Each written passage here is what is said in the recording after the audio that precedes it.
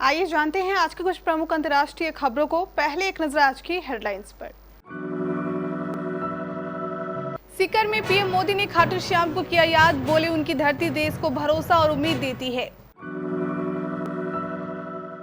ED प्रमुख संजय मिश्रा के कार्यकाल को 15 सितंबर तक बढ़ाने को सुप्रीम कोर्ट ने दी मंजूरी। सनी देओल की फिल्म गदर 2 का महाभारत रामायण से है खास कनेक्शन, डायरेक्टर ने किया खुलासा।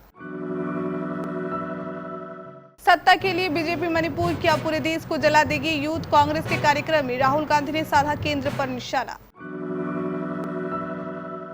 अगर केंद्र में पुरानी सरकार होती तो हर महीने मोबाइल बिल 6000 रुपए होता, राजकोट में पीएम मोदी। अविश्वास प्रस्ताव इसलिए नहीं लाया गया कि मोदी जी हम आपको पसंद नहीं करते, मनोज झा का बड़ा बयान। सीमा बोली अब सवालों से थक चुकी, जो सच है वही बताए, इसलिए जगह बदल बदल कर पूछताछ न करें। विपक्ष की नई पार्टी का कोई स्वर्ग सुधार गया होगा, इसलिए संसद में काले कपड़े पहनने पर बोले अनिल विज। 8 साल के लड़के ने ऑनलाइन मंगाई AK-47 राइफल, देखते ही मां के उड़े होश। और संजू सैमसन या ईशान किशन, वेस्टइंडीज के खिलाफ किसे मिलेगा मौका, क्या होगी प्लेइंग 11। प्रधानमंत्री नरेंद्र मोदी आज राजस्थान के सीकर पहुंचे। यहां उन्होंने जनसभा को संबोधित किया। अपने संबोधन के दौरान पीएम ने खाटू श्याम बाबा को भी याद किया। उन्होंने कहा, खाटू श्याम की ये धरती देश भर को भरोसा और उम्मीद देती है। पीएम मोदी ने कहा कि हमने गुलामी की परंपराओं को पूरे आत्मविश्वास के साथ बदलने का काम किया है। देश की धरोहरों और भारतीय विचारों को उनका उचित स्थान दिलाने का प्रयास किया है। इसके साथ पीएम मोदी ने अपनी सरकार उपलब्धियां भी बताई। पीएम मोदी ने कहा कि गरीबों के पक्के घर हो या कम खर्च में इलाज की सुविधा, बीते 9 वर्षों से हमने आने वाली पीढ़ियों के भविष्य को ध्यान में रखकर योजनाएं बनाई हैं। सुप्रीम कोर्ट ने ईडी के निर्देशक संजय मिश्रा के कार्यकाल बढ़ाने के सरकार के फैसले को मंजूरी दे दी है। 15-16 सितंबर की मध्य रात्रि तक संजय मिश्रा पद पर बने रहेंगे। हालांकि इसके बाद उन्हें विस्तार नहीं दिया जाएगा। सुप्रीम कोर्ट में गुरुवार को 3 जजों की पीठ में इस मुद्दे पर सुनवाई हुई। Justice BR Gavai, justice Vikram Nath और जस्टिस संजय करोल की पीठ ने इस मुद्दे पर सुनवाई की। सुप्रीम कोर्ट ने फैसले में कहा कि सामान्य परिस्थितियों में हम अर्जी पर सुनवाई नहीं करते हैं, लेकिन बड़े सार्वजनिक हित को ध्यान में रखकर हुए हम संजय मिश्रा को 15 सितंबर 2023 तक ईडी निर्देशक के रूप में जारी रखने की अनुमति देने के इच्छुक हैं। हम स्पष्ट करते हैं कि किसी अन्य अर्जी पर सुनवाई नहीं होगी। वह 15 से 16 सितंबर 2023 की मध्य रात्रि को ईडी निर्देशक पद से हट जाएंगे। काफी इंतजार के बाद 26 जुलाई को गदर 2 का ट्रेलर रिलीज हुआ। फिल्म का ट्रेलर देखने के बाद फैंस अब तारा सिंह और सकीना की जोड़ी को पर्दे पर देखने के लिए बेताब बैठे हैं। सनी देओल की फिल्म गदर 2 के ट्रेलर को फैंस का अच्छा रिस्पांस मिला। ट्रेलर लॉन्च के दौरान स्टार कास्ट और मेकर्स से फिल्म से जुड़े कई सवाल पूछे गए। बातचीत के दौरान डायरेक्टर अनिल शर्मा ने बताया कि फिल्म के लिए उन्होंने महाभारत और रामायण से प्रेरणा ली है। गदर 2 2001 में रिलीज हुई ब्लॉकबस्टर फिल्म गदर एक प्रेम कथा का सीक्वल है। गदर एक प्रेम कथा को फैंस का बेइंतहा प्यार मिला था। वहीं गदर 2 के ट्रेलर में फैंस को पहले से ज्यादा एक्शन और तारा सिंह का गुस्सा देखने को मिलेगा। कांग्रेस के पूर्व अध्यक्ष राहुल गांधी ने यूथ कांग्रेस के कार्यक्रम को ऑनलाइन संबोधित किया। इस कार्यक्रम में उन्होंने पीएम मोदी पर निशाना साधा और आरोप लगाया कि प्रधानमंत्री नरेंद्र मोदी को मणिपुर से कोई लेना देना नहीं है।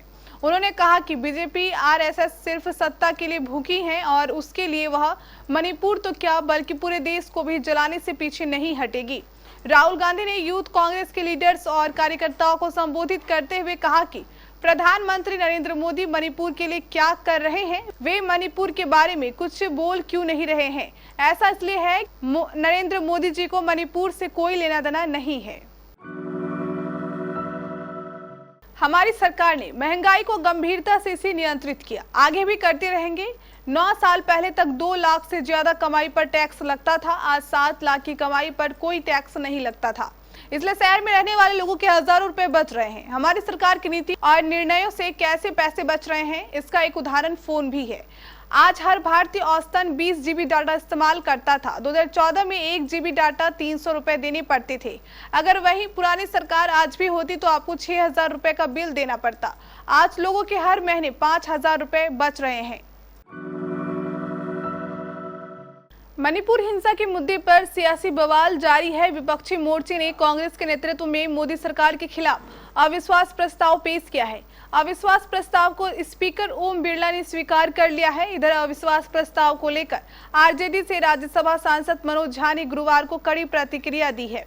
वजह भी बताई है क्यों इसे लाया गया। आरजेडी सांसद मनोज झा ने एएनआई से बातचीत में कहा कि अविश्वास प्रस्ताव इसलिए नहीं लाया गया कि मोदी जी हम आपको पसंद नहीं करते।